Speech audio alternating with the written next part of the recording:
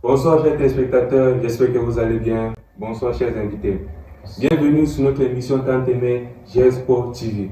Aujourd'hui nous avons sur ce plateau deux jeunes marketistes qui sont là pour nous parler du marketing digital et bien d'autres.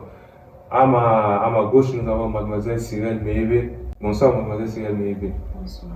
À sa droite, nous avons le promoteur du centre de formation GSport, monsieur Richelieu Foti. Bonsoir, monsieur Richelieu Foti. Bonsoir, monsieur. Aujourd'hui, nous allons aborder deux thèmes très importants, chers téléspectateurs.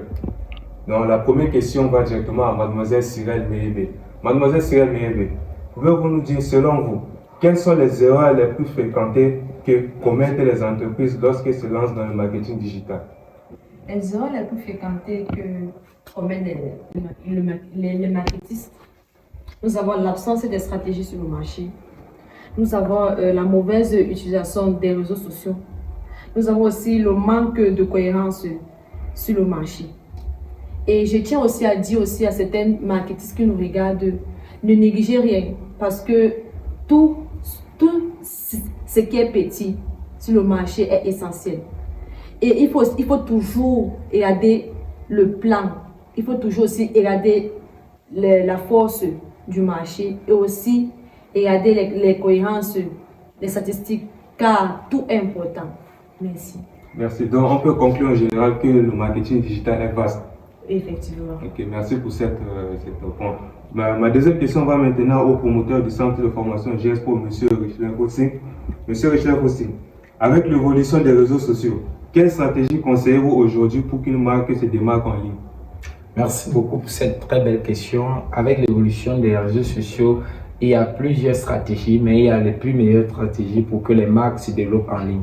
Il est important pour les marques d'avoir à la base des pages professionnelles dans tout ce qu'ils font parce que c'est important pour leur activité.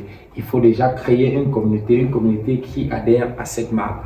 Et il est aussi important pour ces entreprises d'appliquer des stratégies que Facebook a mis sur pied, comme par exemple les campagnes publicitaires et les campagnes publicitaires bien ciblées pour permettre à ces entreprises de pouvoir développer de plus en plus leur marque. Le digital est vaste, mais il faut circonscrire à quel niveau nous allons utiliser les réseaux pour pouvoir vendre. Il ne faut pas aller sur toutes les plateformes en désordre, publier par-ci, par-là. Il faut savoir le type de produit qu'on a. Par exemple, si vous avez des vernis, vous voulez proposer, vous avez ici qui sont des femmes. On sait que la plupart des jeunes femmes sont sur TikTok et Facebook.